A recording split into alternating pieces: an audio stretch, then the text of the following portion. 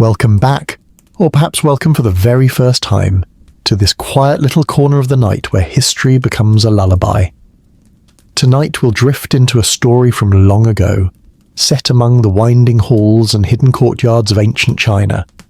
The topic may sound mysterious, even a little forbidden at first, but don't worry, we'll walk through it gently with warmth, curiosity, and calm. So before we begin, I invite you to prepare your own little sanctuary. Dim your lights. Draw your blanket close around your shoulders. Let the days slip away as you settle deeper into your pillow. If you have a candle nearby, perhaps let its soft glow accompany you, flickering like the lanterns of the palace long ago. And as always, if this calm journey helps you unwind, feel free to tap like and subscribe, but only if it feels right. Think of it like leaving a little footprint in the sand after a gentle walk by the sea, soft, easy, no rush at all. Now, with your eyes resting heavy and your breath settling slow, let's step together into the quiet world of the imperial concubines of ancient China. Their days were long, their lives delicate and intricate, filled with rituals, small delights, and quiet struggles. But tonight we'll explore them not with judgment or noise, but with softness, like a silk sleeve brushing against a sleeve, like the hush of a night breeze in the bamboo grove. And so we begin. The day has begun to stretch its arms, reaching toward the soft middle hours, when the palace grew quieter in a different way. By now, the concubines had moved past their morning rituals of embroidery and poetry. The sun is higher, the breeze warmer, and the corridors of the palace shimmer with heat that dances like mirages across stone courtyards. Let me take you there. Imagine walking under the curved roofs, their tiles glazed like dragon scales, catching sunlight in tiny gleams. The air smells faintly of sandalwood incense, still lingering from morning offerings. Somewhere, an attendant passes by carrying a lacquered tray, the faint clink of porcelain echoing in the stillness.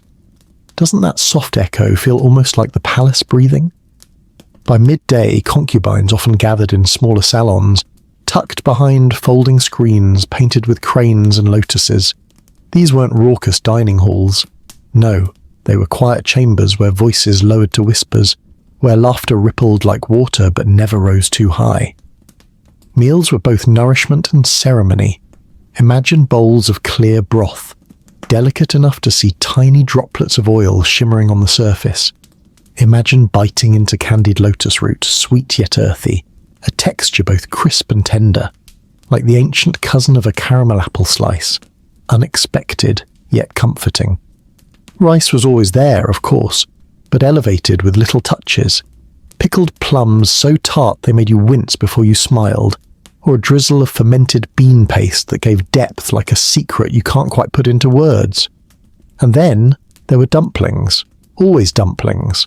Tiny, neatly folded parcels filled with minced pork or mushrooms, steamed until their wrappers turned translucent. If you've ever held a modern dumpling with chopsticks and watched the steam curl upward, you've held a moment of history right in your bowl. But meals weren't just about eating. They were about placement, about watching who sat closer to the centre, who laughed at whose jokes, who seemed to be noticed by attendants more often. Politics hidden inside porcelain bowls. Even in something as simple as sipping tea, there was a rhythm. A concubine who lifted her cup too quickly might seem overeager. One who waited too long might seem aloof. It was like a dance, slow, subtle, wordless. Can you picture it? A ballet of glances and gestures played out with cups and chopsticks. And yet amid all of this, there was a softness too. Some concubines, I imagine, sneaking extra sweets to each other, a hidden bond in a world of rivals. A candied ginger shared beneath a sleeve, a smile quickly hidden behind a fan. Small rebellions of kindness. Have you ever passed a note in school, folded like a secret origami bird? That's the same feeling tucked into the silken folds of the Tang court. After lunch, the palace often sank into a hush. The heat outside grew heavier, pressing against the walls, and within there was a slow drowsiness. Concubines sometimes rested, reclining on carved couches with pillows of brocade. Picture silk curtains drifting as a breeze slipped in, carrying the sound of cicadas buzzing in the bamboo. The kind of sound that doesn't demand attention, but lulls you deeper, like the steady hum of a summer afternoon nap. This was also a time for music. Instruments were never far from reach. Guqin with their 7 strings, zithers laid across low tables. The notes weren't fast or loud, they stretched soft and long like whispers across water. A plucked string, a fading vibration, silence again. If you close your eyes, can you hear it? One note melting into another until you can't tell where the sound ends and your breathing begins. There's something beautiful in this rhythm, isn't there? Meals that feel like theatre, rest that feels like ceremony, music that feels like a dream. Their days may seem distant from ours, but tell me, haven't you also drifted after lunch, eyes heavy, mind wandering, a song playing faintly in the background? In that moment, the centuries don't matter. The feeling is the same, and so, as the shadows lengthen ever so slightly, we leave them there, resting, dreaming, strumming gentle notes that float like incense smoke into the warm afternoon air. The day has begun to stretch its arms, reaching toward the soft middle hours, when the palace grew quieter in a different way. By now, the concubines had moved past their morning rituals of embroidery and poetry. The sun is higher, the breeze warmer, and the corridors of the palace shimmer with heat that dances like mirages across stone courtyards. Let me take you there. Imagine walking under the curved roofs, their tiles glazed like dragon scales, catching sunlight in tiny gleams. The air smells faintly of sandalwood incense, still lingering from morning offerings. Somewhere, an attendant passes by carrying a lacquered tray, the faint clink of porcelain echoing in the stillness. Doesn't that soft echo feel almost like the palace breathing? By midday, concubines often gathered in smaller salons, tucked behind folding screens painted with cranes and lotuses. These weren't raucous dining halls.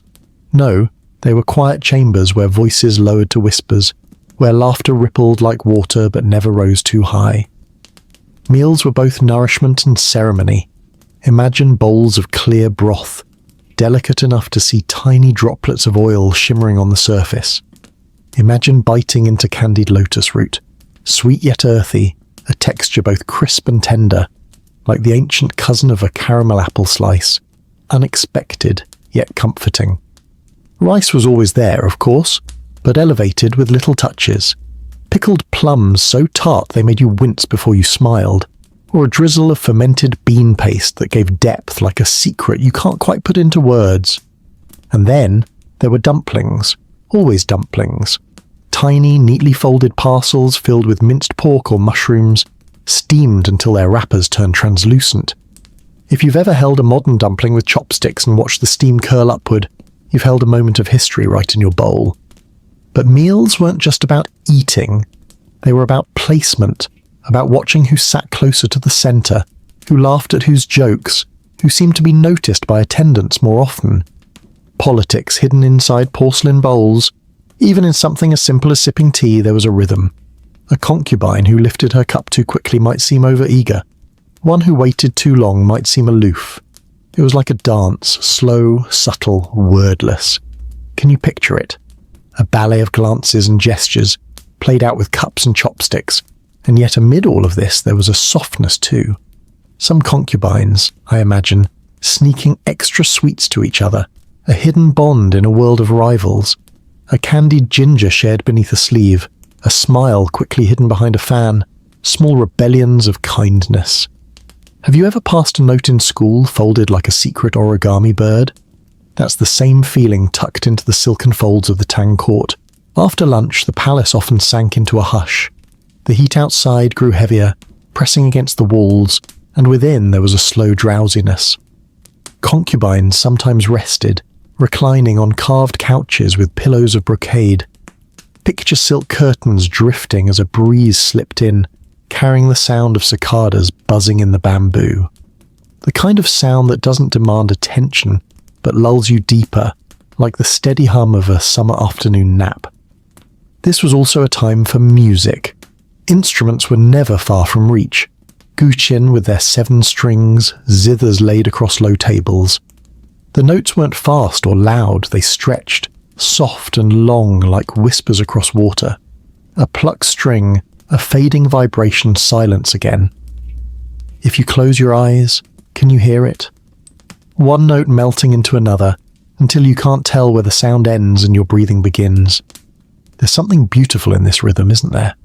Meals that feel like theatre, rest that feels like ceremony, music that feels like a dream. Their days may seem distant from ours, but tell me, haven't you also drifted after lunch, eyes heavy, mind wandering, a song playing faintly in the background? In that moment, the centuries don't matter. The feeling is the same, and so, as the shadows lengthen ever so slightly, we leave them there, resting, dreaming, strumming gentle notes that float like incense smoke into the warm afternoon air. The palace awakens once more in the soft arms of the afternoon. The shadows begin to stretch long and thin, sliding across tiled floors like slow rivers of ink. The concubines, refreshed from their midday rest, return to their quiet routines, though this time the air feels different, lighter yet more expectant. Imagine stepping into a courtyard at this hour. The sun is no longer fierce but warm and golden, bathing every carved pillar and blossoming tree in honey-coloured light. The air carries the faint rustle of bamboo leaves and the distant trickle of water from a stone fountain. Close your eyes for a moment. Can you hear that soft gurgle? It's the palace whispering to itself, soothing, eternal.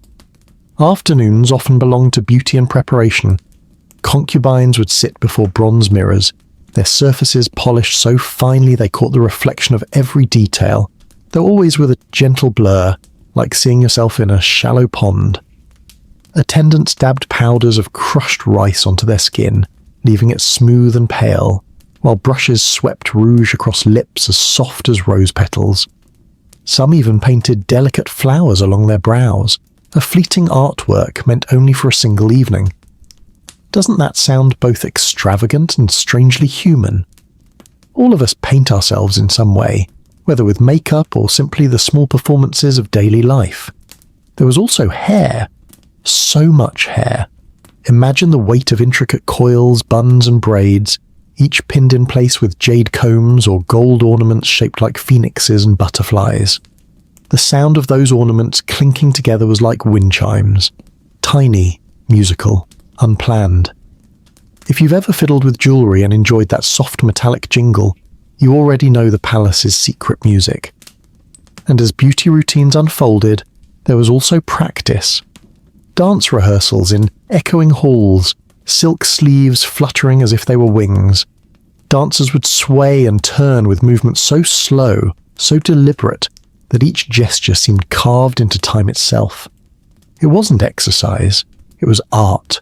It was waiting. It was anticipation wrapped in rhythm. To watch such a dance was to watch a poem without words. Music returned too, but this time brighter. Flutes carried melodies that darted like swallows, lively yet still tender. Percussion was soft.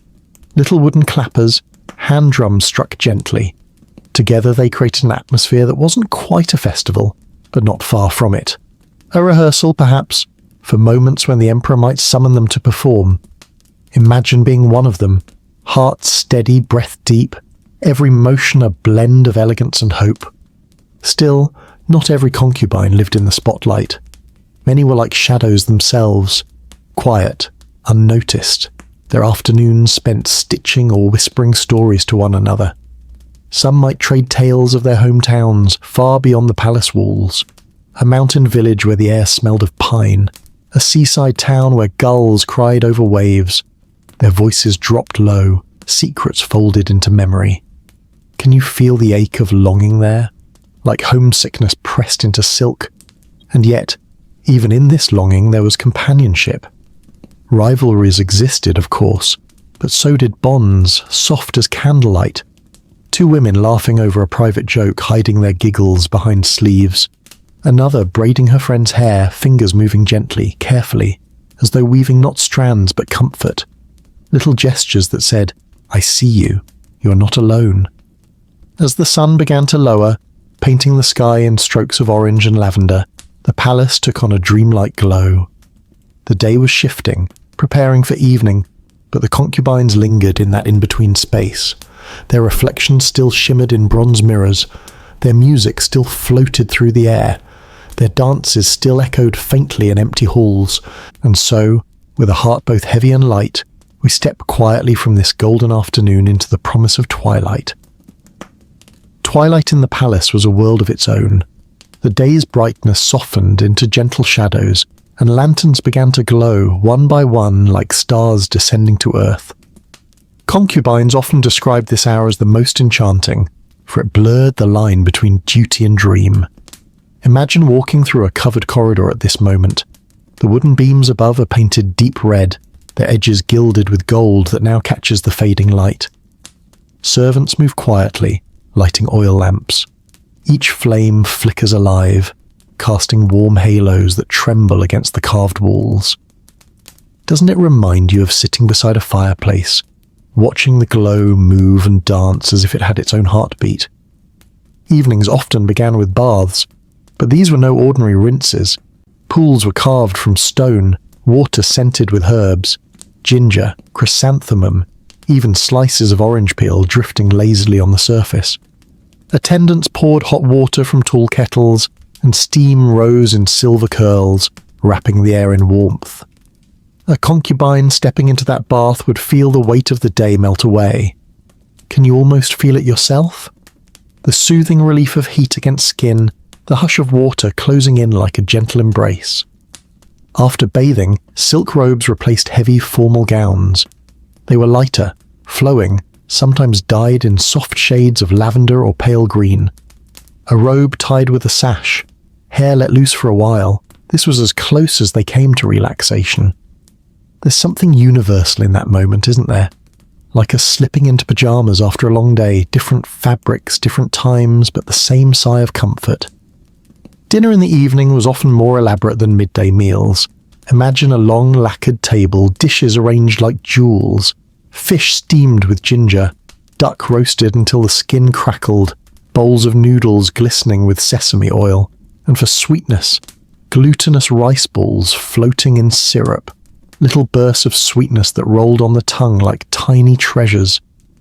If you've ever eaten mochi ice cream, think of it as its ancestor, soft, chewy, just enough sweetness to make you smile. But behind the delicacy of the dishes, there was always the delicacy of rank. Who was invited to dine closer to the emperor? Who received the choicest cuts of meat? Even in a hall filled with warmth and lantern light, the game of favour continued. Perhaps that's why the food was seasoned with more than spices. It was seasoned with silent calculations, with glances stolen across the table. After dinner, the night deepened into entertainment. Some evenings, musicians would gather in the hall, their instruments gleaming under lamplight. Flutes and drums, zithers and bells. It was like the palace itself became a living symphony. Dancers twirled, sleeves fluttering like moths circling lantern flames. Their movements were precise but soft, the kind of beauty that didn't demand your attention but drew you in nonetheless. And for those not called to perform, the night might mean quiet walks in moonlit gardens.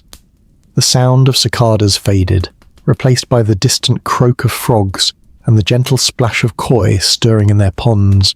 The moon reflected in rippling water, like a pearl tossed into ink. Concubines might stroll together, their voices lowered, their laughter faint. Imagine the hush of slippers against stone paths, the fragrance of night-blooming flowers drifting on the breeze. It feels almost like walking through a dream, doesn't it? Yet, in the heart of the night always lingered a soft question. Will I be chosen tonight? The emperor's summons could come at any hour, carried by an attendant with quiet urgency. For one concubine, it might mean a night of closeness, of rare intimacy. For another, it might mean waiting again with patience or envy. The uncertainty was its own kind of lullaby, restless but ever present. And so, as the palace settles deeper into night, lanterns glowing like fireflies against the dark, we leave them here, in the hush of evening, between laughter and longing, between warm robes and hidden hopes.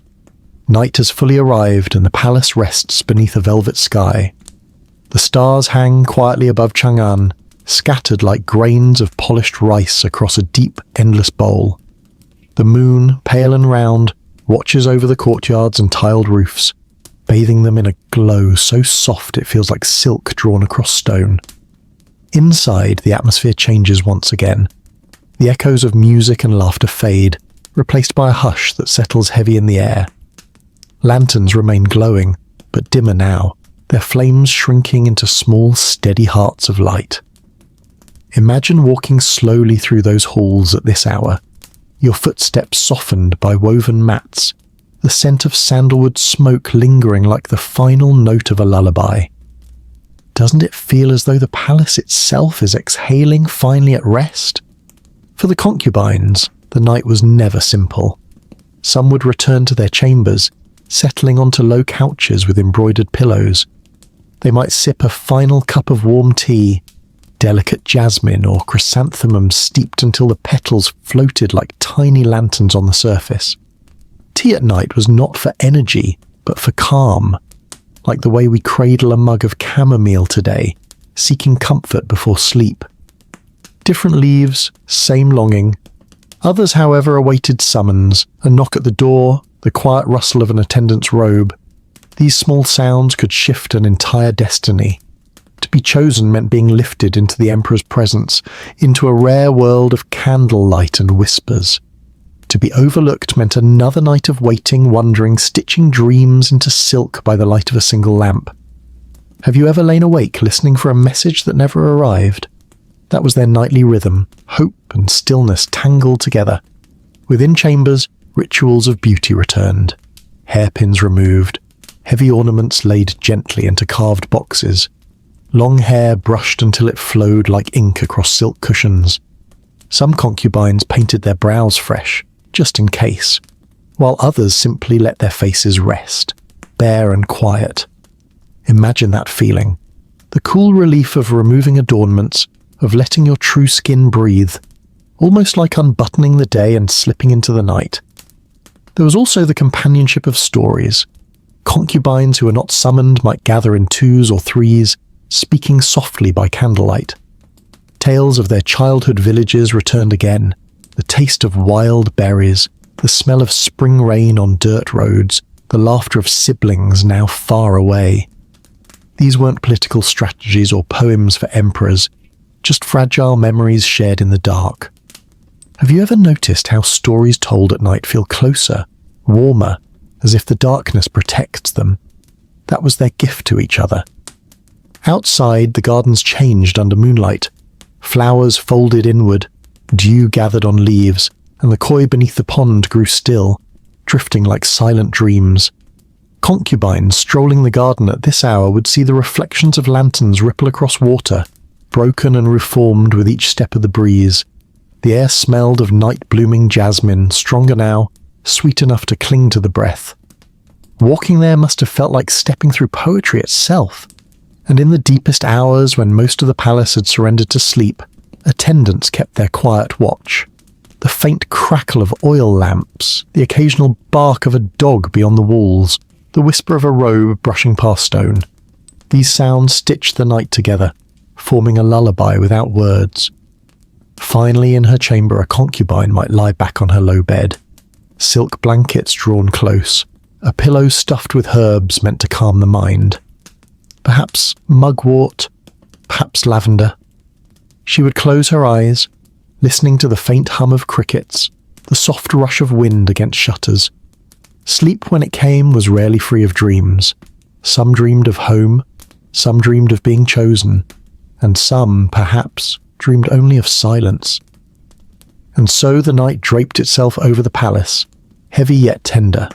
The lanterns dimmed, the stars above shone brighter, and time itself seemed to slow into a gentle heartbeat.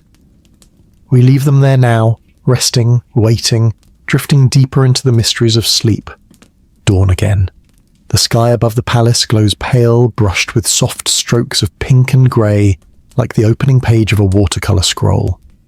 The rooster's call drifts faintly from somewhere beyond the walls, though here, in the heart of the imperial grounds, it sounds more like a whisper than a command. Inside, attendants stir before the concubines. Doors slide open on quiet hinges, carrying with them the smell of fresh water and warm rice. Imagine that first sound in the morning, the splash of water being poured into basins, the faint rustle of silk robes being unfolded.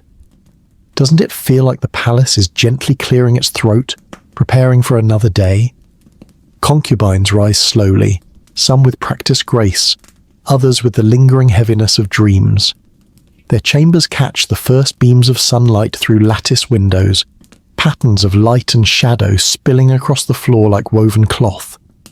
An attendant brings a mirror, and the day begins once more with ritual, washing the face, combing the hair, smoothing the skin with powders ground from pearls or rice. These motions weren't hurried. They were deliberate, unchanging, as if repeating them could keep time itself steady. Breakfast arrives on trays lacquered black and inlaid with mother-of-pearl, bowls of congee, warm and steaming, flavoured with pickled vegetables or a drizzle of honey. Sesame cakes, crisp at the edges and soft within. Imagine breaking one in half, the aroma rising like a gentle sigh. Have you ever noticed how food in the morning carries a different kind of comfort? Not indulgence, but reassurance. That's what their mornings tasted like. After eating, many concubines turned to study. Tutors were sometimes invited into the palace. Confucian scholars, calligraphers, or poets. The women practiced brushwork, tracing long characters onto paper that smelled faintly of ink and bamboo. Each stroke was a meditation, strong but fluid, careful but not rigid. To write beautifully was more than skill. It was a statement of refinement.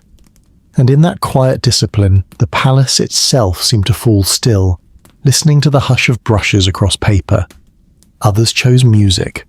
The guqin lay across low wooden stands, its strings tuned before dawn. Fingers plucked notes that resonated gently, filling the air like drops of rain falling on a still pond. Can you hear it now? That soft vibration that lingers a moment too long before fading. Playing wasn't just practice. It was prayer. It was yearning. It was a way of speaking without words. And then there was embroidery again, endless but never the same. Needles dipped in and out of silk, threads of crimson, gold and green stitching peonies, dragons or phoenixes onto fabric. Each flower bloomed slowly, petal by petal, stitch by stitch. Imagine the patience it required. Hours would pass, yet only a corner of the design would emerge. And yet, somehow, the repetition became its own comfort. Like knitting, like doodling, like humming the same tune under your breath. Occasionally, the emperor himself would appear in the gardens during these hours, and the entire palace shifted. Whispers moved ahead of him, like ripples in water. Concubines adjusted their robes, their hair, their posture, every detail suddenly magnified. One smile could mean elevation. One glance could mean nothing at all. Can you feel the tension, that mixture of hope and dread, wrapped tightly beneath silken sleeves? But when the emperor was absent, mornings were gentler. Concubines gathered in pairs, sharing tea, reciting lines of poetry, or simply sitting beneath blossoming trees. Plum blossoms in spring, peonies in summer, chrysanthemums in autumn, each flower marking the season, each season marking another turn of waiting. If you've ever measured time not by clocks but by flowers, like waiting for the first daffodil or the last autumn leaf, you understand how their lives unfolded. As the sun climbed higher, shadows shortened, and the rhythm of the palace shifted once more. The hours of morning study and quiet artistry gave way to the anticipation of midday. The concubines rose, set aside their brushes, folded their embroidery, and prepared themselves for whatever the day might bring. And so, with the fragrance of ink and silk still lingering, we leave them in the gentle hum of morning, suspended between ritual and possibility, between the weight of tradition and the lightness of a new day. The sun now stands higher, spilling its warmth across the courtyards of the palace. Midday approaches, and with it comes a subtle change in rhythm. The air grows heavy, filled with the hum of cicadas hidden among the bamboo. Their steady chorus is not loud but persistent, like a background lull that presses gently against your ears. Have you ever lain in bed on a hot summer day listening to insects buzz outside, feeling drowsy without realizing it? That is the palace at noon. Concubines often retreated indoors during this time, seeking cool shade beneath wide silk screens. The walls of their chambers held the faint chill of stone, and servants moved quietly with fans of painted paper, creating soft gusts that lifted strands of hair and set candle flames trembling. The flutter of a fan, rhythmic, careful, was itself almost a lullaby. Imagine lying back, eyes half closed, while someone fanned you in gentle waves. The air itself becomes a cradle. Meals arrived again, lighter than the feasts of evening. Bowls of noodles cooled in clear broth, flavoured with ginger and spring onions. Plates of sliced melon, crisp and watery, offered relief from the sun. There were dumplings too, filled with minced greens, their wrappers nearly translucent in the light. Have you ever bitten into a dumpling so fresh that the steam rose into your face, fogging your vision for just a moment? That was their noon comfort. Simple, fragrant, soothing. But eating was only part of the ritual. Midday was a time for stillness. After the meal, many concubines stretched out upon low couches, silk cushions beneath their heads, their robes arranged neatly around them. Some drifted into light sleep, their breathing slow and even, while others remained awake, gazing at the carved beams above. The palace seemed to fall into a collective sigh, one great body breathing slower, quieter, softer. Others filled the quiet hours with art, painting delicate landscapes with brushes dipped in muted ink, creating mountains and rivers they could not touch but could at least imagine. A single brushstroke suggested a mountain peak. A sweep of pale wash became mist. These small images gave them freedom, even if only on paper. And there was poetry, always poetry. Lines written on silk or bamboo slips, describing the coolness of the shade, the heaviness of longing, the sweetness of fruit. One Tang concubine once wrote of pear blossoms falling like tears in the spring wind. Can you feel the image? White petals drifting through the air, beautiful and sad all at once, like memories you cannot hold on to. For some, the noon silence was filled with conversation. Two women sitting side by side, whispering so softly it was barely more than breath. They spoke of dreams, of fears, of the small details of their day. Perhaps one confided in another, her worry that she might never be summoned, or her secret joy at a smile received from afar. These murmured exchanges were threads of humanity woven into the silk of palace life. And outside, the gardens baked gently in the sun. The koi in the ponds swam lazily, their golden scales shimmering just beneath the surface. Dragonflies skimmed across the water, their wings flashing like tiny fragments of glass. The smell of blooming lotus flowers grew stronger in the heat, sweet and thick, as though the air itself carried nectar. As midday waned and the sun began to tilt, the stillness shifted. Shadows lengthened, the air cooled slightly, and the palace stirred once more. Concubines rose from their couches, smoothed their robes, and prepared for the next turn of the day, the slow slide from afternoon into evening, from waiting into anticipation. And so, we leave them there, in the gentle haze of noon, caught between drowsy dreams and quiet awakenings, wrapped in silk and silence. The afternoon stretches gently across the palace, its light no longer harsh but softened, golden, as though the sun itself has grown weary and begun to whisper instead of shine. This is the hour when everything slows, when time feels like honey poured from a jar, thick, unhurried, lingering. Imagine stepping into a veranda overlooking the gardens. The tiled roof casts long shadows, and the air is filled with the mingled scents of pine resin and blooming lotus. A breeze stirs, carrying with it the sound of silk curtains shifting like whispers against wooden frames. Can you hear it? That faint shh, almost like the palace is urging everyone to rest. Concubines often spent these hours in gentle diversions. Some picked up their brushes to paint delicate fans, each stroke a small piece of beauty meant to accompany them in the warm seasons. Others strung beads into patterns, the click of stones tapping lightly like raindrops on wood. Even such small tasks carried elegance. Have you ever noticed how the smallest repeated sound, a pencil scratching, a bead sliding, can lull you into calm? That was their world, woven out of repetition. For those with a fondness for sweetness, trays of snacks sometimes arrived. Candied fruits glistening like jewels, slices of honeyed pear, or tiny cakes filled with red bean paste.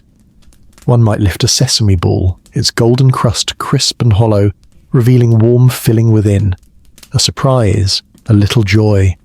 like discovering a hidden chocolate in your cupboard today, unexpected but instantly comforting. Others turned to poetry circles. In shaded pavilions, women gathered with brushes and slips of silk, trading lines in soft voices.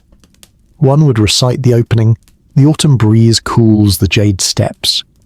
Another would follow, "And moonlight rests upon the crimson curtain."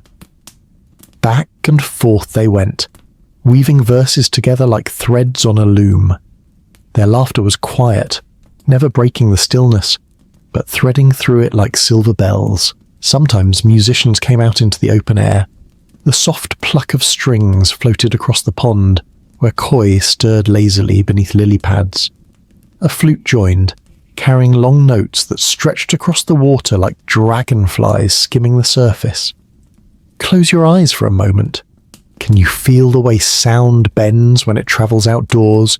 How it seems lighter, freer, like smoke carried by the wind? That was the sound of the palace at dusk. And not all moments were elegant. Some concubines, weary of waiting, leaned against railings and let their thoughts wander. Perhaps one stared at the sky, wondering what her family was doing beyond the palace walls. Another might press her hand to a carved pillar, feeling the cool stone beneath her palm, grounding herself in something real. Have you ever touched a wall or tree just to remind yourself you are still here, still present? That small act echoed through centuries. As the sun tilted lower, shadows stretched long across the courtyards. Lanterns were prepared once more, their oil checked, their wicks trimmed. The palace began its slow transformation into a world of light and shadow, anticipation and mystery. Concubines adjusted their robes, tightened their sashes, prepared for the possibility of summons or performance. The air grew charged, like the pause before a symphony begins. And yet, beneath all the waiting, all the rituals, there was a deep quietude. The palace held them like a great silent hand, sometimes comforting, sometimes heavy. The sound of water dripping in a fountain, the smell of jasmine thickening in the cooling air, the faint rustle of silken slippers along stone paths. All of it together wove a net that caught the hours and held them gently, as though the world itself was rocking the concubines toward night. And so, as the last of the golden sunlight fades into twilight, we leave them on the veranda, some painting, some dreaming, some simply breathing. The day slides onward, soft and certain, carrying them with it like leaves floating on a stream. Twilight deepens, and the palace slips into its evening hush. The sky above glows with fading streaks of orange and lavender, like brushstrokes left behind on silk by a painter who has grown too tired to finish his work. The first stars appear timidly, winking between drifting clouds, while the lanterns of the palace begin to bloom one by one, small golden suns born in the shadows. Imagine walking into a grand courtyard now. The stone beneath your feet still holds the warmth of the day, but the air has cooled, brushing softly against your skin. Servants move quietly, lighting lamps set within carved frames of wood and glass. Each flame flickers alive, its glow catching in the eyes of those who pass by. Doesn't it feel like walking among fireflies, captured and kept safe within lanterns? Evening was a time of transition for the concubines. Some were summoned to prepare for performances, music, dance, poetry recitations. Others waited, their hearts carrying both anticipation and unease, for the emperor's notice could arrive at any moment. But not all evenings were heavy. Many found quiet joy in small gatherings, sitting together in covered pavilions, sipping fragrant teas and watching the night unfold. The food of evening carried its own charm. Steaming bowls of rice were served alongside tender meats braised with soy and ginger, vegetables stir-fried until crisp and gleaming. For dessert there might be almond tofu, pale and trembling, topped with syrup as clear as moonlight. A spoon would sink into it with the softest resistance, the texture yielding like a cloud on the tongue. Can you almost taste it? A sweetness so gentle it seems to vanish the moment you swallow, leaving behind only comfort. After dining, the entertainment began. Picture a hall illuminated by rows of lanterns, their light shimmering across lacquered floors. Musicians sat poised with guqin and flutes, their fingers moving slowly, deliberately.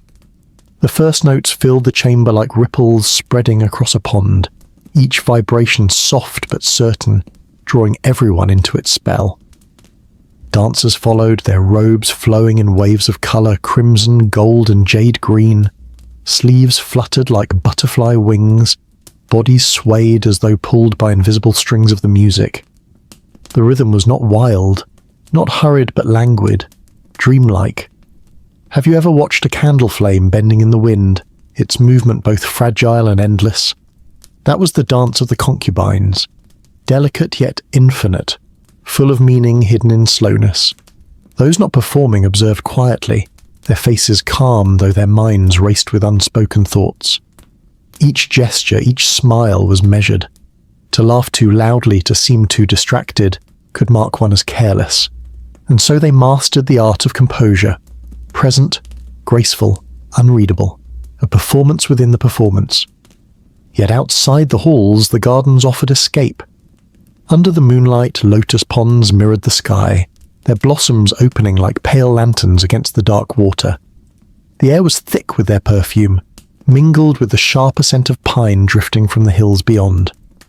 Concubines who slipped away to walk here found themselves in another world entirely, one of silence, of reflection, of soft steps echoing beneath the stars.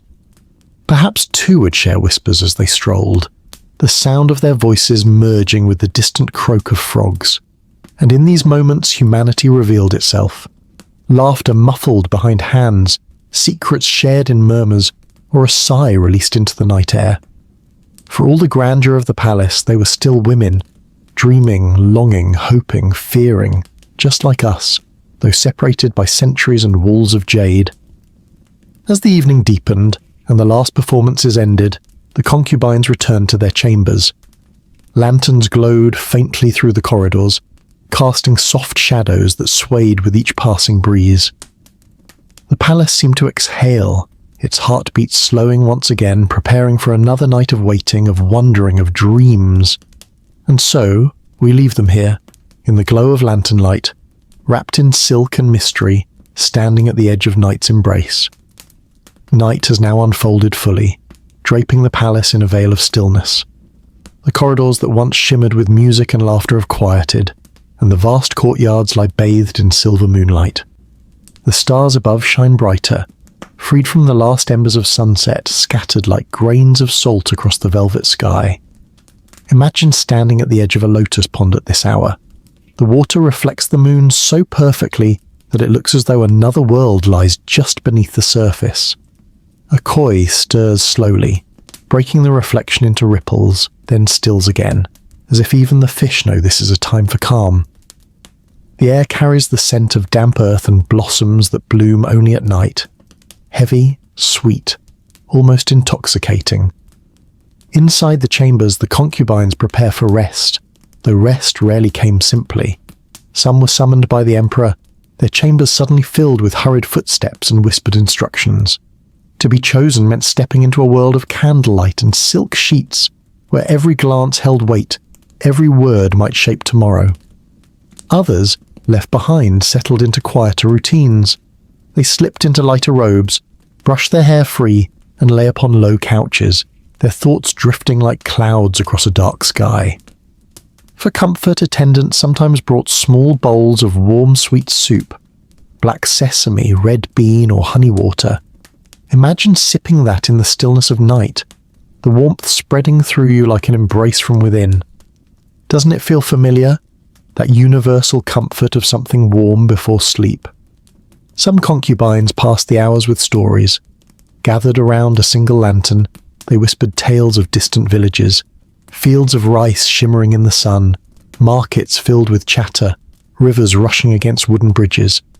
For women bound by walls, memory became freedom. Their voices blended with the hiss of the lamp's flame, soft and fleeting, like moth wings brushing against glass.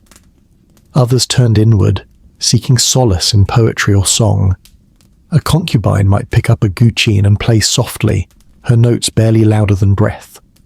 The melody rose and fell like waves on a shore, carrying her mind far from the palace gates. Or she might write verses in the lamplight, a line about moonlight on jade steps, another about longing that clung like dew, each word a thread, each poem a fragile bridge to a place beyond reach. Outside, the palace seemed to hold its breath. Guards paced slowly along the walls, their footsteps muffled. The occasional call of a night bird echoed, sharp but brief, swallowed by silence.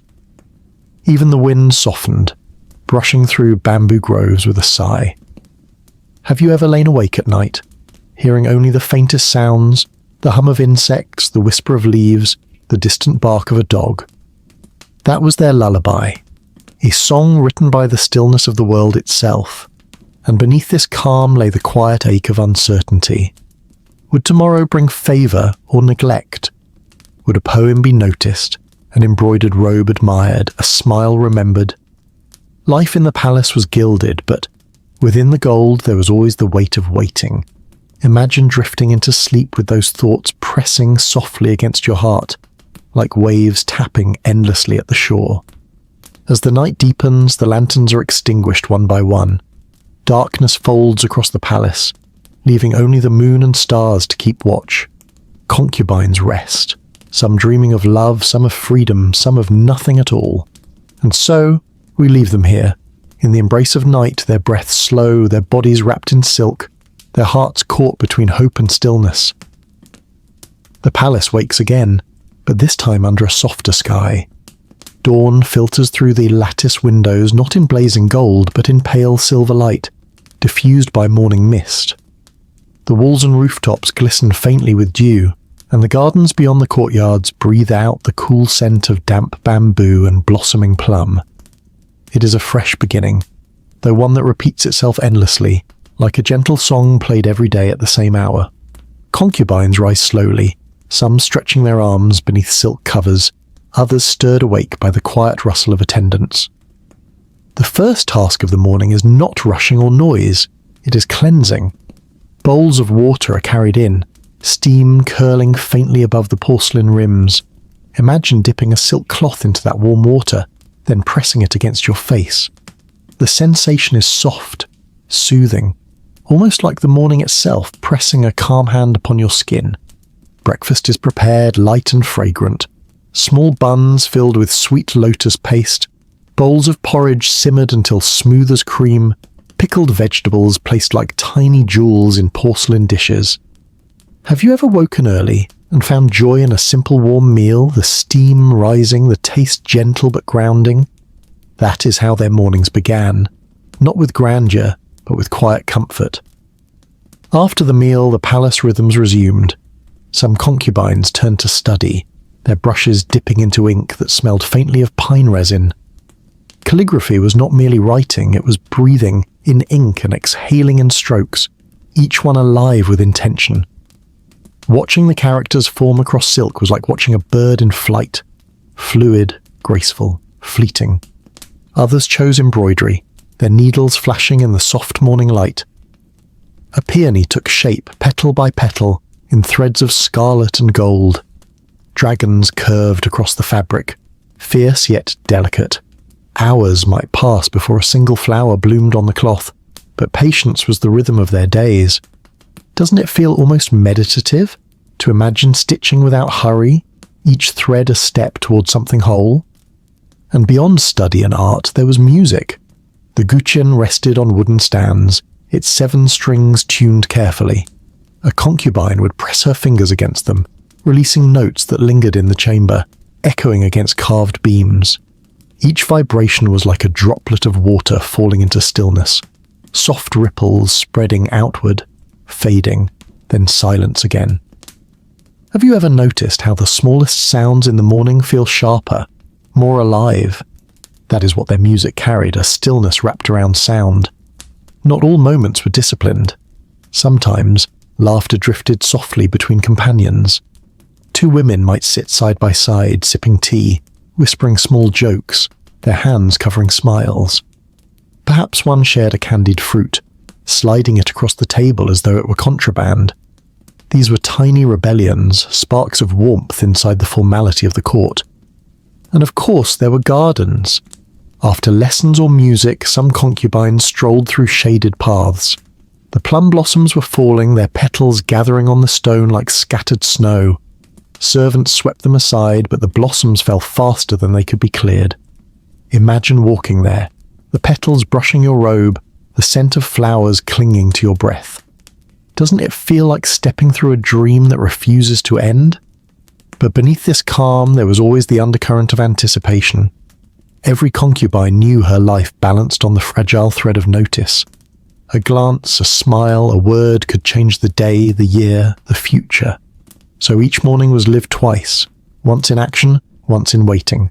Waiting for the sound of footsteps, the call of an attendant, the chance to be chosen. As the morning deepens into day, the palace stirs further. Shadows shorten, and the hum of life grows steadier. Yet, for now, the concubines remain suspended in that fragile space between routine and possibility, their lives flowing like the slow current of a hidden stream.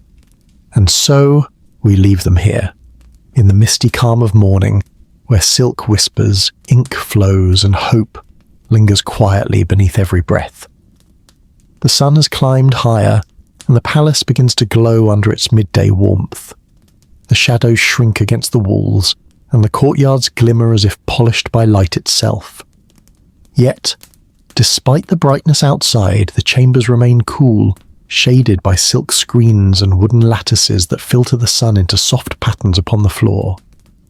This is the hour when concubines gather for their midday meal, and though the food is humble compared to evening feasts, it carries a comfort all its own. Imagine a tray laid carefully before you. Bowls of clear soup flavoured with ginger, pickled plums so tart they awaken the tongue, dumplings with wrappers so thin you can see the outline of the filling within.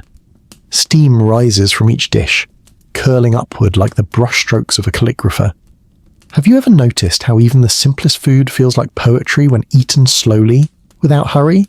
That was their nourishment. After eating, the palace enters a lull. The air outside hums with the chorus of cicadas, but within there is silence, broken only by the soft swish of robes or the faint creak of a wooden couch. Many concubines recline upon silk cushions, closing their eyes for a moment of rest. Some drift into light sleep, their breathing deep and steady, while others remain awake, gazing at the painted beams above them. Have you ever felt that drowsy in-between state, half awake, half dreaming, where the world feels soft and blurred? That was the palace at noon. Yet not everyone slept. Some turned to quiet pastimes. Embroidery needles clicked gently in and out of fabric, threading gold and crimson into shapes of blossoms or phoenix tails. The steady rhythm of the work lulled even the most restless minds. Others picked up instruments, plucking soft notes upon the guqin, each sound lingering like a drop of rain before fading into stillness. Imagine sitting there, eyes closed, listening to a melody so slow it feels like the air itself is breathing. Doesn't it bring calm? Occasionally, concubines exchanged whispers, stories of home, of siblings left behind, of childhood fields filled with wildflowers. One might recall the scent of pine in the mountains, another the taste of seawater in a distant village. These confessions, spoken softly in the shade, were like threads weaving connection in a world that often demanded rivalry. And beyond the chambers, the gardens offered their own quiet company. Lotus blossoms floated upon still ponds, their white petals luminous against green leaves. Dragonflies skimmed across the surface, their wings flashing like fragments of glass. A frog croaked from beneath a rock, its voice deep and lonely carrying into the warm air. Imagine walking slowly along the garden path, slippers brushing stone, the perfume of blossoms heavy around you. The world outside the walls might be unknown, but here nature whispered its own stories. For some, the noon hours brought poetry. Bamboo slips or silk scrolls were unfurled, brushes dipped into ink that smelled sharp and faintly sweet. Verses emerged slowly. The midday sun presses on jade steps. A cool breeze hides behind the pine. Each line was a reflection, a way to capture not only the world, but the feelings that lingered within it. And through it all, the palace seemed to float in time. Outside, markets bustled, bells rang, carts rattled down stone streets. But within these walls the hours stretched and slowed, caught like fish in a net of silk. Waiting was its own kind of existence, waiting for a summons, for notice, for favour, or simply for the day to move into the evening once again. As the sun tilted westward, and the cicadas softened their chorus, the stillness lifted. The palace stirred, the shadows lengthened, and once more the rhythm shifted. Noon had passed, leaving behind its quiet drowsiness, and carrying the concubines forward into the glow of afternoon. And so we leave them here, resting, dreaming, stitching, whispering, in the gentle embrace of midday calm. The afternoon light softens, stretching long golden beams across the tiled courtyards. The air is warmer now, but it carries a faint sweetness, the perfume of blooming lotus drifting from the ponds, mingled with the sharper scent of pine from distant groves. The palace, once heavy with midday stillness, begins to stir again, as though waking from a dream.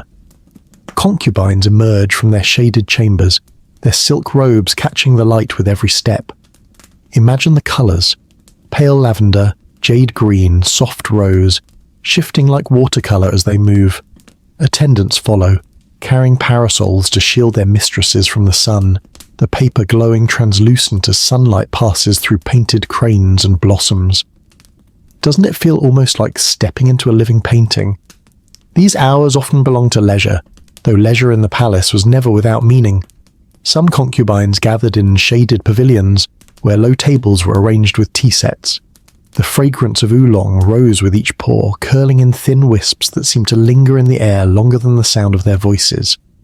Tea was not only for drinking, it was for display, for showing refinement in the way one held the cup, the way one savoured a single sip. A careless slurp could undo weeks of careful grace.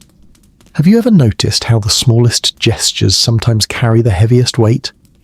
Others turn to games, wooden boards marked with grids, black and white stones laid gently into place. The game of Go was more than a pastime. It was philosophy, strategy, an art of patience. A concubine might lean forward, her sleeve brushing the board, as she placed a stone with a delicate precision. Each move was both innocent and layered, much like her life itself. And then there was music. In open verandas, the sound of flutes and zithers floated outward, mingling with the rustle of leaves. The melodies were soft, wandering, almost aimless, as if the players were more interested in shaping the air than in finishing a song. Imagine sitting nearby, your head tilted back, eyes half closed, listening as each note rises, pauses, and dissolves into silence. Doesn't it feel like being carried along a river without needing to row? Not all concubines filled their afternoons with elegance. Some sought small rebellions, nibbles of candied fruits taken in secret, whispered jokes shared in corners. Perhaps one dared to slip off her slippers and let her bare feet touch the cool stone, grounding herself for a moment in something real. These acts were tiny, fleeting, but in a life of endless waiting, even the smallest freedom was precious. The gardens, too, were companions. Peonies still in bloom swayed with the breeze, petals soft as silk beneath curious fingers. Butterflies danced lazily in the sunlight, dipping from blossom to blossom. In the still ponds, dragonflies hovered like shards of glass suspended in the air. To walk among these sights was to step into a living scroll, a world painted not by ink but by the hands of nature. And as the sun slid further toward the horizon, the palace shifted once again. Attendants moved quietly, preparing lamps and arranging robes for the coming evening. The day was not yet over, but anticipation was already rising. Evening meant performances, dinners, summons. Afternoon was the pause before the stage, a breath taken before speaking, a silence charged with possibility. Still, in these golden hours there was peace. The sound of laughter muffled behind fans, the glimmer of silk in the sun, the soft clink of teacups being set down. All of it together formed a moment both fragile and timeless. Have you ever wished you could stretch a single hour longer, holding it gently in your hands so it would not slip away? That was the palace in the late afternoon, full of longing yet rich with stillness. And so, as the sky deepens into amber and shadows grow long against the jade steps, we leave them here, between tea and twilight, between play and performance, resting in the glow of a world caught halfway between dream and duty. Evening begins to slip gently across the palace, like a silk veil drawn over the day. The sun lowers, its light turning softer, warmer, painting the rooftops with amber and the walls with long, trembling shadows. The air cools just enough to carry the fragrance of night-blooming flowers, jasmine, magnolia, and the faint, sweet trace of osmanthus blossoms. Imagine standing on a stone terrace at this moment. The sky above is brushed with streaks of rose and violet, while lanterns below begin to glow one by one, their light flickering alive against carved wood. Servants move quietly, trimming wicks, checking oil, their footsteps soft, their voices hushed. Doesn't it feel like watching the world prepare for a performance, each detail falling into place without hurry, without sound? For the concubines, this hour was delicate. It was neither day nor night, but something in between, a pause filled with anticipation. Some were called to dress for the evening banquet, their attendants unfolding robes of deep crimson, jade green, or gold. The fabrics shimmered like liquid under the lanterns, embroidered with dragons, phoenixes, and clouds. Hair was coiled and pinned once more, ornaments of jade or pearl added with the clink of quiet music. Imagine that weight, the press of pins against the scalp, the heaviness of silk across shoulders. Beautiful, yes, but heavy, like wearing the day itself. Others, not summoned, lingered in smaller chambers, sipping tea and waiting. Their conversations were hushed, their laughter restrained, as though even joy must be carefully measured in the air of evening. Some embroidered while they waited, some wrote poetry, their brushes scratching softly against silk. The poems often mirrored the hour. Lanterns bloom like stars, yet shadows linger at the edge. Doesn't that sound like twilight itself speaking? The evening meal, when served, was a quiet spectacle. Tables lacquered black and inlaid with mother-of-pearl reflected the lantern glow. Dishes were set out in delicate order. Duck roasted until its skin crackled, fish steamed with ginger, vegetables braised until glossy, rice fragrant with sesame oil, and for sweetness, glutinous rice balls floating in syrup, or slices of melon chilled in basins of water. Imagine biting into that cool fruit after a warm day, the burst of freshness spreading across the tongue like a sigh of relief. Music followed as always, the guccine, the flute, the soft tapping of drums. The notes filled the air like threads of silver, weaving together with the laughter, with the rustle of silk sleeves, with the hum of conversation. Sometimes dancers performed, their movements slow and dreamlike, sleeves unfurling like waves, their shadows bending long against the lantern-lit walls. To watch them was to watch time itself stretch and bend, every gesture both fleeting and eternal. But behind the beauty, tension lingered. Every concubine knew that the emperor's attention could fall anywhere. A glance across the table, a smile, a comment remembered, it could change the path of a life. And so, beneath lowered lashes, they watched each other as carefully as they watched him. Have you ever been in a room where everyone smiles, yet every smile hides something deeper? That was the palace at nightfall. And yet there was warmth too. Two women sitting side by side, their sleeves brushing lightly, exchanging small words of comfort. Another offering her neighbor a sweet from her own plate, the gesture hidden but meaningful. Even in a world of rivalry, threads of kindness wove through, fragile but real. Outside, the gardens transformed under moonlight. The ponds mirrored the lanterns, their surfaces broken only by the glide of koi or the fall of a lotus petal. The sound of frogs and night insects replaced the cicadas of the afternoon, forming a chorus that wrapped the palace in quiet song. Walking there, one might feel both utterly alone and entirely surrounded by life. And as night descended fully, the palace stood suspended in its glow, partly in performance, partly in silence, partly in longing. Evening had passed, but its softness lingered, stretching into the deep hours ahead. And so, we leave them here. In the hush of twilight turned to night, their robes heavy, their hearts light or heavy, as fate allowed, their lives unfolding gently beneath the lantern glow. The night is now deep, resting heavily over the palace like a velvet cloak. Lanterns flicker along the corridors, their flames trembling in the breeze, casting shifting patterns against carved beams. The stars above are bright and steady, while the moon glows round and full, its light spilling over tiled rooftops like milk poured across stone. Inside, the air is quieter still. The grand halls that echoed with laughter and music earlier now hum, only with the faint crackle of oil lamps. Servants move carefully, their steps muffled by woven mats, their voices low, almost indistinguishable from the hush of night insects beyond the walls. Imagine lying there, half awake, hearing only these faint rhythms, the world breathing around you, soft and unhurried. Doesn't it feel like being gently rocked by time itself? For some concubines, the night brought summons. A knock at the door, a whispered message, the hurried flutter of attendants preparing robes once more. To be chosen meant stepping into a chamber heavy with incense, candles burning low, the emperor's presence both gift and burden. A single night could change years, could raise one woman to honor or leave another forgotten.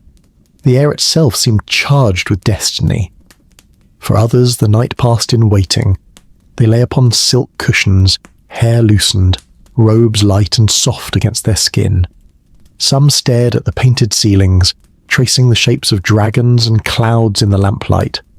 Others turned to their journals, writing quiet verses meant for no one but themselves. A line about the moon upon jade steps, a line about longing unspoken. Words became their companions, shadows their confidants. There were comforts too. Bowls of warm milk tea or sweet soups were sometimes served before bed. Black sesame, honey water, or red date broth. The warmth spread through them, soothing the body, calming the heart. Have you ever felt that simple pleasure of sipping something warm when the world outside is cool and silent? That was their night's embrace. In quieter corners, conversations unfolded. Two concubines whispering by candlelight, trading secrets or laughter so soft it sounded like the flutter of moth wings. Perhaps one shared a memory of her hometown, where river reeds bent in the wind, while another recalled the taste of roasted chestnuts from her village streets. These whispers were fragile gifts, weaving together threads of companionship in a world designed to keep them apart. And then there was music. Always music. A concubine plucked the guccine in her chamber, the notes so faint they seemed meant only for herself. Another hummed a lullaby remembered from childhood, the tune carrying softly through the thin walls. These sounds, though private, mingled in the palace air, forming a harmony no one orchestrated, yet everyone felt. Beyond the walls, the gardens slept under moonlight. Lotus blossoms floated closed upon the ponds, their petals folded like secrets kept for the morning. Koi drifted lazily beneath the surface, their golden scales glinting whenever the moonlight caught them. Frogs croaked, insects hummed, and the occasional breeze rustled through bamboo, filling the silence with a language older than the palace itself. And beneath it all was the ever-present weight of uncertainty. Would tomorrow bring favor? Would a smile be remembered or forgotten? Would the quiet patience of one more night give way to recognition, or simply continue into another day of waiting? Every concubine carried these questions into her dreams, even as her breathing slowed, even as the palace exhaled into sleep. At last, the lanterns dimmed further, some extinguished entirely. Darkness spread like ink across the chambers, leaving only the steady glow of the moon. One by one, the concubines surrendered to rest, their bodies wrapped in silk, their hearts adrift in fragile dreams. And so, we leave them here, in the stillness of midnight, the palace hushed and dreaming, time flowing as gently as a river under stars. The palace rests beneath the quiet embrace of midnight, though even in stillness, life lingers like a soft hum beneath the skin of night. The corridors are dark now, save for the scattered glow of lanterns swaying faintly in the breeze, their flames bending and rising as if whispering secrets to the silence. Imagine walking slowly along those corridors. The stone is cool beneath your feet, the walls heavy with the scent of sandalwood and faint smoke. Somewhere far off, a guard's footsteps echo softly, steady and measured like the heartbeat of the palace itself. Beyond the gates, the world is asleep. but within these walls, dreams and watchfulness live side by side. For concubines, midnight carried different fates. Some were still with the emperor, their night shaped by the rare chance of closeness, a chance that could elevate or vanish by dawn. Others lay awake in their chambers, minds restless despite the calm around them. Waiting was not just for the day, it stretched into the night, filling hours with quiet longing. In the solitude of midnight, small comforts grew precious. Attendants sometimes brewed herbal teas, infusions of chrysanthemum, mugwort, or lavender, their aromas drifting into the air like whispers of sleep. Imagine sipping such a tea, its warmth soothing the throat, its taste both bitter and calming. Doesn't it feel like the body sighs, preparing to release itself into dreams? Some concubines turned to music in the dark. The guqin, played softly, filled the chamber with notes so delicate they seemed almost imagined. Each pluck vibrated against the silence, echoing for long seconds before fading back into stillness. The sound was less performance, more prayer, a way to steady the heart when the mind wandered too far.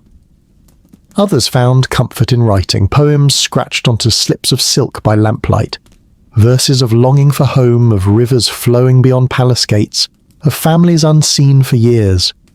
Sometimes they wrote of the moon itself, round and constant, gazing upon every corner of the empire. One concubine might whisper as she wrote, "Does my mother see this same moon tonight?" A question folded into ink, left unanswered. And yet not all midnight hours were heavy. Some brought laughter, quiet and fleeting, shared between two women huddled close. They might recall silly stories from childhood, tease each other gently, or share a sweet hidden away earlier in the day. The giggles were muffled behind sleeves, their joy small but precious, a spark against the great silence of the palace. Have you ever laughed in secret? The sound hushed but unstoppable. That was their rebellion, tiny but real. The gardens, under moonlight, seemed almost otherworldly. The ponds gleamed like mirrors of silver, lotus leaves floating like dark coins across their surface. Bamboo rustled softly, its stalks swaying as if bowing to the stars. The scent of night-blooming flowers hung heavy, sweet and deep, as though the air itself were thick with dreams. To walk here at midnight was to feel both the vastness of the universe and the closeness of your own heartbeat. And as the night deepened, exhaustion finally softened even the most restless minds. Concubines lay back upon their pillows, silk covers pulled close, their hair spilling like rivers of ink. Their breathing slowed, their dreams unfolding, some bright, some sorrowful, some simply blank and mercifully quiet. The palace exhaled with them, its walls heavy but calm, its lanterns dim, its silence wrapping around every chamber like a blanket. Midnight had passed, and with it came the slow drift toward dawn, a reminder that waiting never ends, it only changes its shape.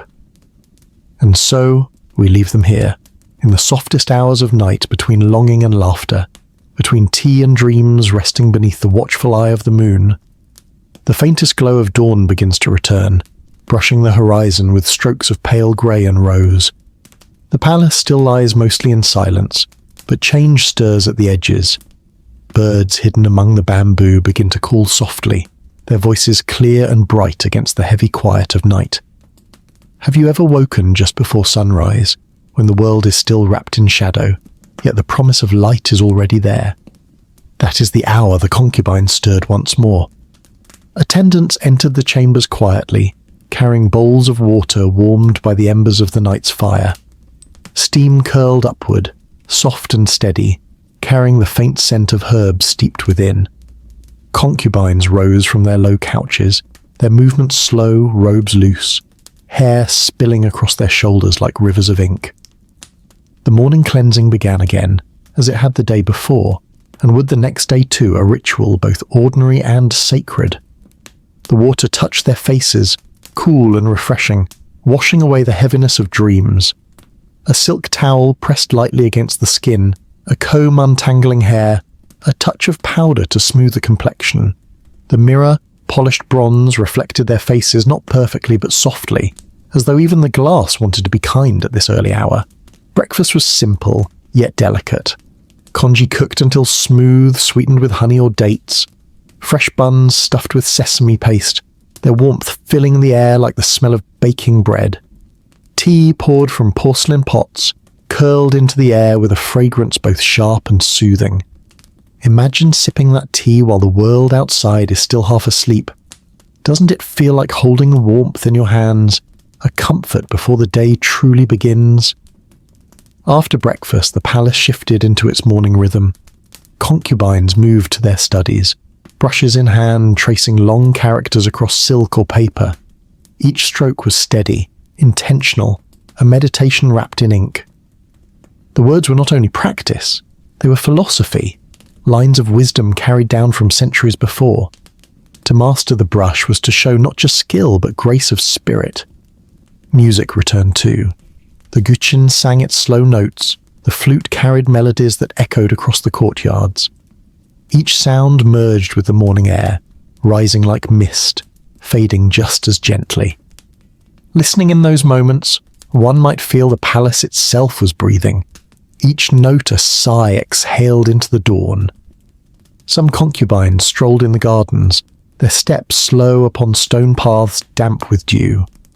The lotus leaves still held drops of water from the night, sparkling like scattered pearls. A breeze rustled through bamboo, cool against the skin, carrying with it the crisp scent of earth refreshed. The koi in the ponds moved lazily, gliding beneath the surface like golden shadows. Doesn't it feel like stepping into a painting that was painted for the soul, not the eyes? For others, the morning was filled with needlework. Embroidery stretched across frames, the needles flashing in the growing light. A crane slowly took form, its wings spread wide in threads of white and silver. A peony bloomed, stitch by stitch, as patient fingers coaxed life from coloured silk. Hours might pass in this quiet labour, yet the rhythm itself was calming, a heartbeat measured not in minutes, but in stitches. Yet beneath the calm lay the same unspoken truth.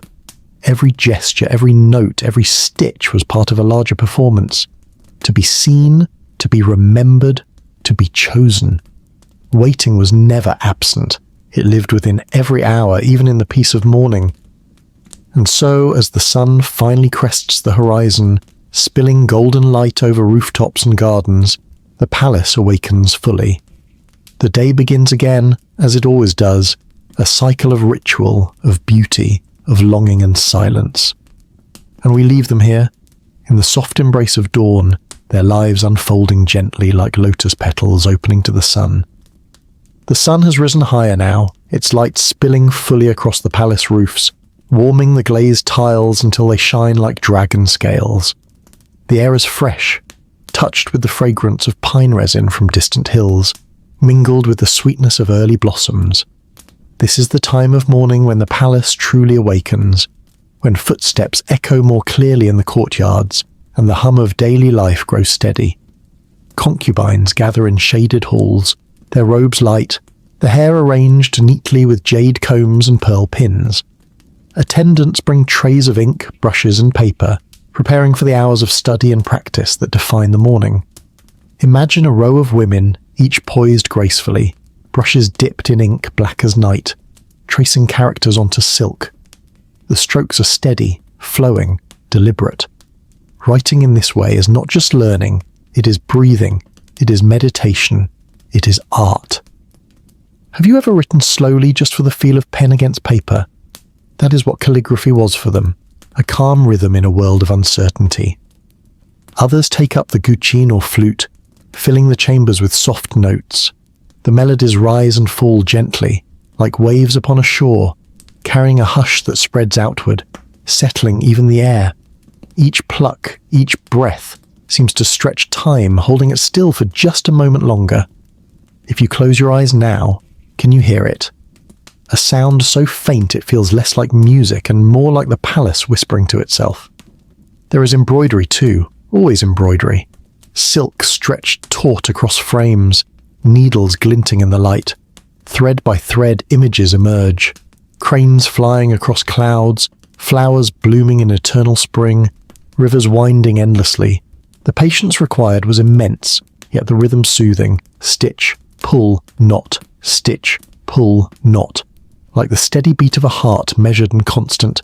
But not all hours were filled with study and discipline. Some concubines found small joys in these mornings. They sat together sipping tea, green, fragrant, poured into cups so thin the light glowed through them.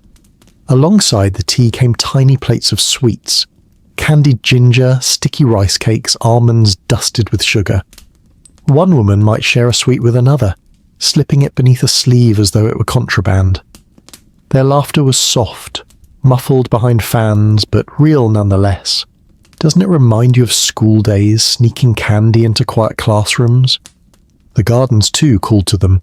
Paths wound between flowering trees, petals drifting down to the ground like pink snow. The koi ponds shimmered in the light, each ripple catching the sun like molten gold. Dragonflies darted across the surface, their wings flashing briefly before vanishing into stillness again. Some concubines strolled slowly there, their slippers brushing stone, their voices hushed as they exchanged stories of dreams or whispered verses of poetry. One Tang-era concubine once wrote, "The blossoms fall too quickly, though my longing lingers still." Such poems captured not only the beauty of the gardens, but also the weight of hearts tethered by waiting. Have you ever held on to something beautiful, even as you knew it would fade? That was the essence of their mornings, savouring blossoms even as they fell. By late morning, the light grew stronger, the air warmer, and preparations began for the midday meal. Attendants bustled quietly, arranging trays, setting porcelain in place. The concubines laid aside their brushes, their needles, their instruments, smoothing their robes and preparing to move once more into the rhythm of the day. And so, we leave them here, poised between art and hunger, between beauty and waiting, their lives unfolding like the steady pattern of ink upon silk, fragile yet enduring. The sun now stands high, casting its brightest glow across the courtyards. The air hums gently with life. Cicadas hidden among the bamboo sing their steady chorus, while a faint breeze carries the fragrance of warmed stone, lotus flowers and faint incense smoke that still lingers from the morning offerings. Noon has arrived, and with it the palace shifts once more. Inside, preparations for the midday meal are complete.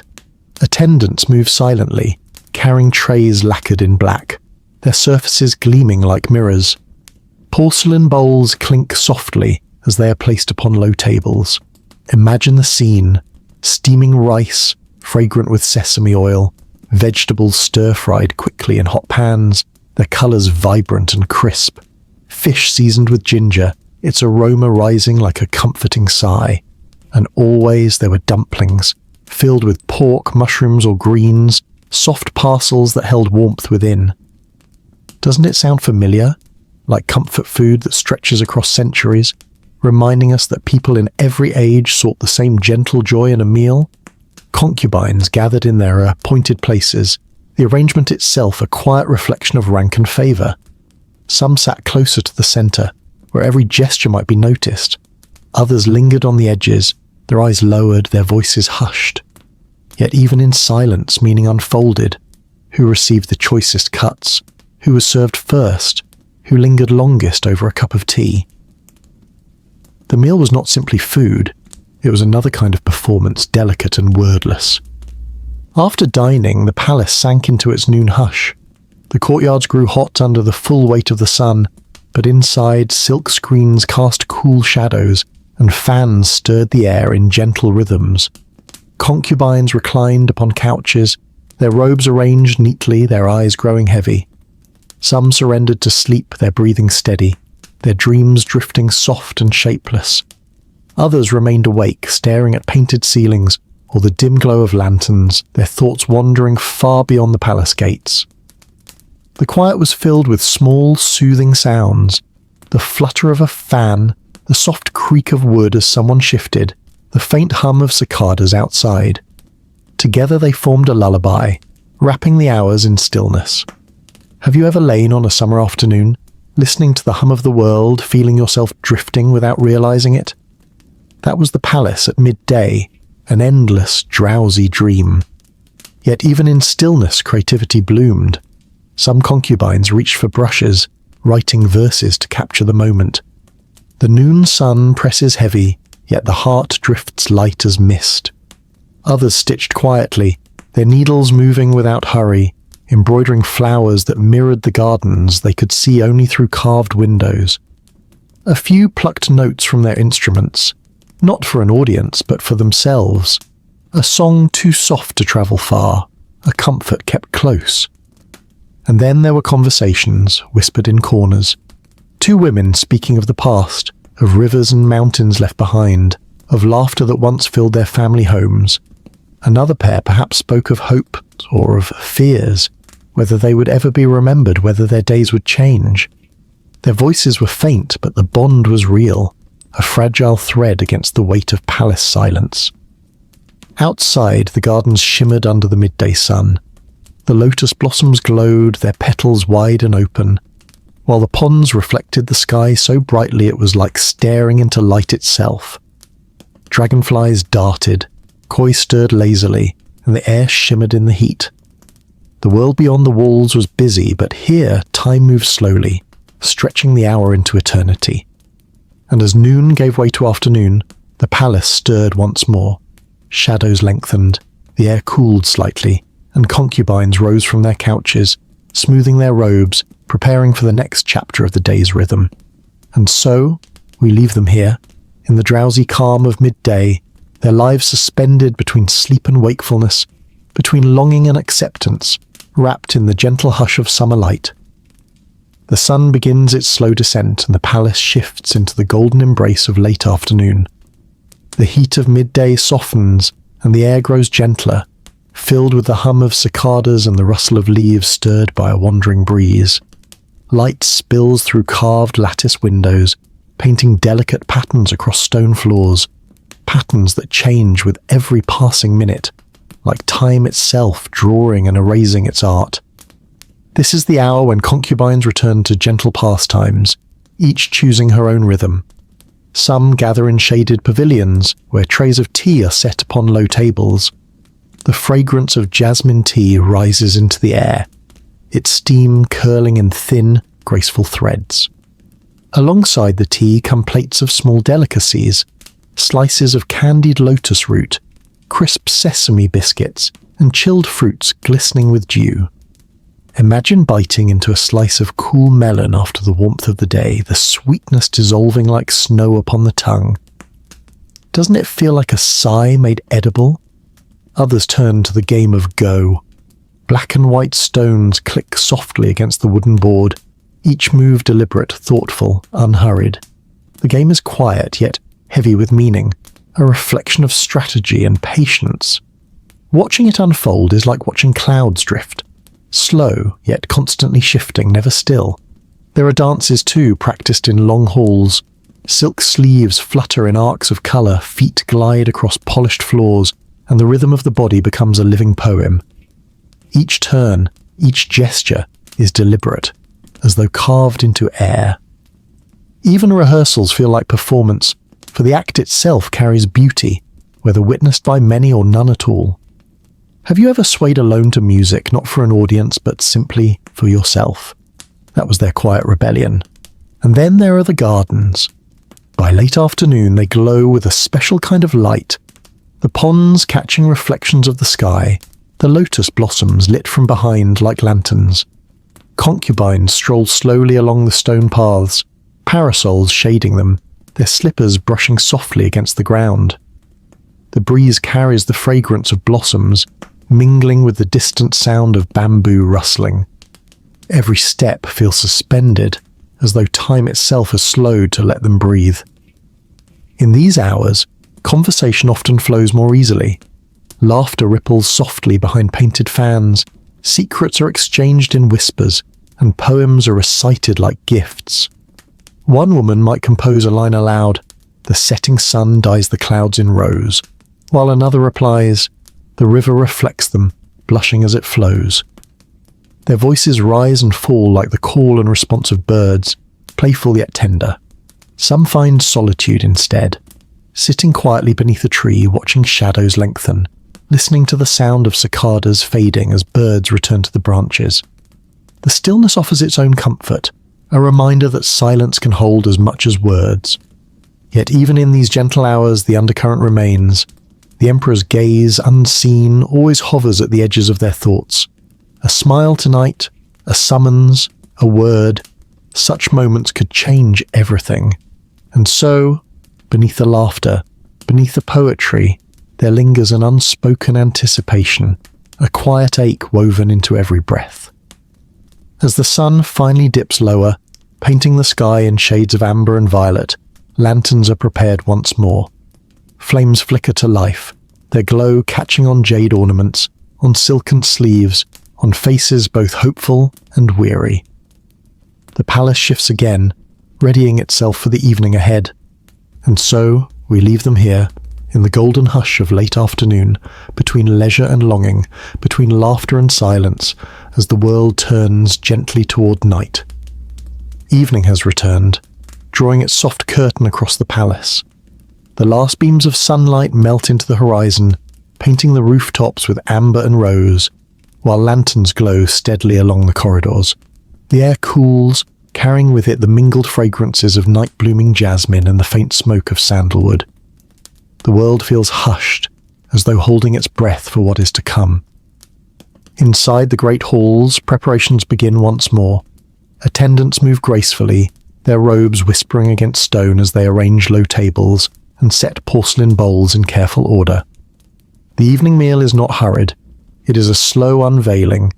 Steamed fish garnished with scallions, duck roasted until its skin glistens, delicate soups carrying the aroma of ginger and garlic, and for sweetness, glutinous rice balls floating in syrup, their surfaces gleaming like pearls beneath the lantern light. Imagine lifting a spoonful, the warmth rising, the taste soft and fleeting. Doesn't it feel like comfort dissolving upon the tongue? The concubines gather, their robes glowing beneath the lamps. Every detail matters. How one lifts a cup, how one lowers her gaze, how laughter is measured, never too loud, never too absent. Even in dining, grace is performance and performance is survival. After the meal, music begins. Guqin strings hum softly, their notes stretching like threads of silver across the air. Flutes join in, bright and airy, weaving melodies that echo beneath carved ceilings. The sound is gentle, unhurried, flowing like water over stones. To listen is to drift, to let the mind loosen, like a boat carried without oars along a quiet river. Then the dancers enter. Sleeves of crimson and jade sweep through the air, bodies turning slowly, each step perfectly measured. Their movements are not fast or wild. They're flowing, like ink spreading across paper, like clouds drifting across a twilight sky. The lantern light catches on silk, on pearls, on hairpins shaped like phoenixes, until the dance itself seems like a living constellation. Have you ever watched a flame flicker? Graceful yet fragile, never the same twice. That was the dance of the evening. For those not chosen to perform, the night is filled with waiting. Some stroll through the gardens, where moonlight rests upon the still ponds, turning the lotus blossoms silver. Frogs croak, cicadas hum faintly, and the sound of footsteps echoes softly against stone paths. Others remain in their chambers, sipping tea, whispering poetry, or brushing their hair slowly until it falls like a dark waterfall across their backs. These quiet rituals are their own form of comfort, small anchors in a sea of uncertainty. And always there is the question, will I be summoned tonight? A knock at the door, the voice of an attendant, it could arrive at any moment, shifting the course of a woman's life. Hope and fear linger in equal measure, woven invisibly into the fabric of evening. Yet, alongside the tension there is tenderness. A concubine slipping a sweet to her companion, hidden within a sleeve. Another braiding her friend's hair, fingers careful and gentle, a gesture as intimate as a whispered prayer. Even in a world of rivalry, bonds form like threads of silk, delicate, nearly invisible, but stronger than they seem. The night grows deeper, lanterns glowing brighter against the darkness. Music softens, laughter fades, and the palace drifts into a quieter rhythm. The world beyond the gates may be vast and restless, but within, time folds upon itself, unhurried, endless. And so we leave them here, In the glow of evening lanterns, caught between performance and waiting, between hope and stillness, their lives unfolding as gently as a song carried into the night. The night has deepened, and the palace rests beneath a velvet sky. The stars above gleam like scattered pearls, steady and watchful, while the moon drapes its silver light across rooftops and courtyards. Lanterns glow softly in the corridors, their flames flickering as the wind sighs through carved wooden beams. The palace seems to breathe, each gust of wind an exhale, each moment of silence an inhale. Inside, the grand halls are quieter now. The performances have ended. The laughter and music have dissolved into memory. Concubines retreat to their chambers, their footsteps muffled upon woven mats, their robes brushing softly against stone. Some carry with them the excitement of having been seen, their hearts fluttering still with hope. Others carry the heaviness of being overlooked once more, their smiles fading into silence. Within chambers, the rituals of night unfold. Hairpins are removed, their delicate clink echoing in the stillness. Heavy silk robes are set aside, replaced by lighter garments of pale colours, robes meant not for show, but for rest. Hair is brushed slowly, each stroke a calming rhythm, the strands falling loose across shoulders like rivers of shadow. Imagine sitting there, lantern light catching in dark hair, the comb moving gently, the sound soft and steady like rain against a window. Some concubines sip bowls of sweet soup before bed, red date broth, sesame paste dissolved in warm water, or honey steeped with herbs. The taste is simple, soothing, a small comfort at the end of the day. Have you ever had something warm just before sleep and felt the body ease as though sighing from within? That was their last indulgence of the night. For others, the quiet hours belonged to poetry. Scrolls were unrolled, brushes dipped in ink, and verses flowed beneath the hand. Words of longing, of waiting, of the moon reflected upon jade steps. Some poems were kept private, written for no one but the writer herself. Others were shared in whispers with companions, exchanged like small treasures. Poetry was not only art, it was survival, a way to place one's heart into something lasting when so much else was uncertain. In nearby chambers, laughter sometimes slipped through the silence. Two concubines speaking softly, teasing each other, sharing a memory or a sweet tucked secretly into a sleeve. Their voices were muffled, but their warmth was unmistakable. Even in rivalry, there was companionship, a reminder that within walls meant to divide, human hearts still sought connection. And then there was music. A concubine plucked her gutchian alone, her notes so faint they seemed to blend with the night air. Each sound lingered, then faded, leaving silence even heavier. It was not music for an audience, it was music for herself, a way to quiet the mind, to soothe the heart. Beyond the walls, the garden slept in moonlight. The lotus blossoms folded inward, their petals silver-edged beneath the stars. The koi drifted lazily in the ponds, their scales flashing like coins beneath the ripples. Bamboo stalks swayed with the wind, whispering secrets in a language only the night could understand. To walk there in silence was to feel part of something larger, time itself, endless and unbroken. Yet, even in this beauty, there lingered the quiet ache of uncertainty. Would tomorrow bring favour, or only more waiting? Would laughter turn to tears, or silence to song? The palace never answered. It simply held them, wrapped in silk and shadow, in hope and stillness, until dreams took them at last. And so, we leave them here, in the silver glow of midnight, their hearts half awake, their lives suspended between longing and surrender, the world drifting deeper into the embrace of night.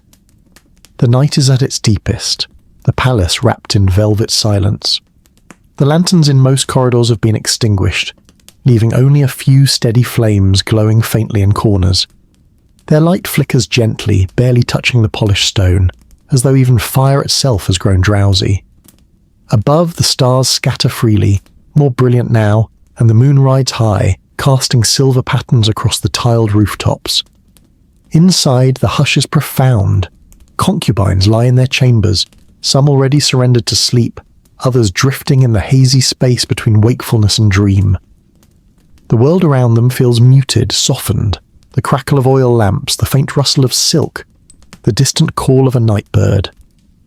Have you ever lain awake in a dark room, hearing only these smallest of sounds, and felt as though time itself had slowed to a heartbeat? That was the palace at this hour. Some concubines dream lightly, their faces calm, their breaths even. Their dreams carry them home, fields of rice waving in the breeze, childhood laughter echoing in village streets, the scent of pine in mountain air. Others dream uneasily, their minds tangled in longing or fear, in the weight of waiting. Sleep itself was both sanctuary and burden, carrying them into places they could not control. For those awake, the hours stretched long. A few wrote quietly by lamplight, their brushes gliding across silk. Words flowed like whispers, verses of moonlit courtyards, of flowers blooming unseen, of hearts that beat but were unheard. Poetry became both lullaby and confession, each character a small release into the night. Others turned to small comforts.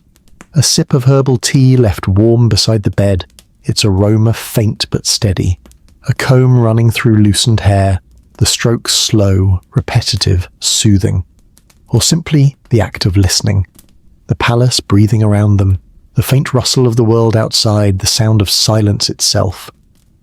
Doesn't it feel familiar? The way quiet itself can become a companion? Beyond the chambers, the gardens glowed under moonlight. The ponds reflected the stars, as though two skies existed, one above, one beneath. The lotus leaves rested, their blossoms folded inward, sleeping until dawn. The bamboo swayed gently, their stalks whispering against each other, creating a sound like the turning of pages in a great book. The fragrance of night-blooming flowers filled the air, heavy and sweet, a perfume thick enough to follow one into dreams. The guards kept their watch, their steps measured, their lanterns swaying as they moved along the walls. Their presence was steady, like a heartbeat against the silence, reminding all within that even in stillness, the world remained awake in small ways. And through it all the same quiet question lingered. What will tomorrow bring? Will favour find them? Will silence continue? Will a glance, a smile, a word shift the tides of life? The answers never came at night. They lay folded in the hands of dawn, waiting. Slowly, the night thinned. The stars shimmered faintly, as though preparing to vanish.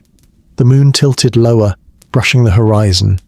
And in the chambers the concubines drifted deeper, some into peaceful dreams, others into restless ones, all wrapped in the hush of the hour before morning. And so we leave them here, in the deep embrace of night, their breaths soft, their hearts adrift in dreams, while the palace rests like a sleeping giant beneath the gaze of the stars. The first light of dawn stretches slowly across the horizon. The stars begin to fade one by one, retreating into the soft grey of morning, while the moon lowers itself gently behind distant hills.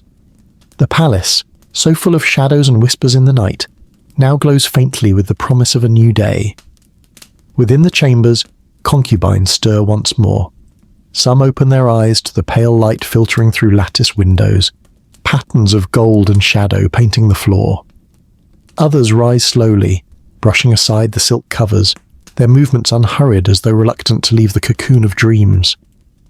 The air carries the coolness of dawn, crisp and fragrant with the scent of dew resting upon garden blossoms. Attendants move softly, bringing bowls of water warmed over glowing embers. Steam curls upward, fragrant with herbs steeped within. Chrysanthemum, mint, sometimes orange peel. The concubines cleanse their faces, the coolness refreshing, washing away the weight of dreams. Hair is combed, ornaments are chosen, robes smoothed. The ritual repeats, the cycle begins again, as it has for countless mornings before. Breakfast arrives, light and comforting. Bowls of congee sweetened with honey, dumplings filled with vegetables, slices of pear chilled in cool water. Tea is poured, its fragrance rising into the air, filling the chambers with warmth. Imagine sitting there, lifting a cup that glows faintly in the morning light, the taste soft and reassuring. Doesn't it feel like the world itself offering a gentle good morning? And yet, behind the calm, the same undercurrent stirs. Every concubine knows the cycle continues. Days of waiting, of learning, of beauty carefully tended. Nights of performance, of silence, of uncertain summons. Hope and stillness woven together like threads in silk. Still, within this life, there are moments of true peace. The gardens shimmer beneath the rising sun. Lotus blossoms opening slowly, their petals touched with dew. The ponds reflect the sky, brighter now, alive with dragonflies darting across the surface. Birds call from the bamboo, their voices crisp and joyful, carrying across the courtyards.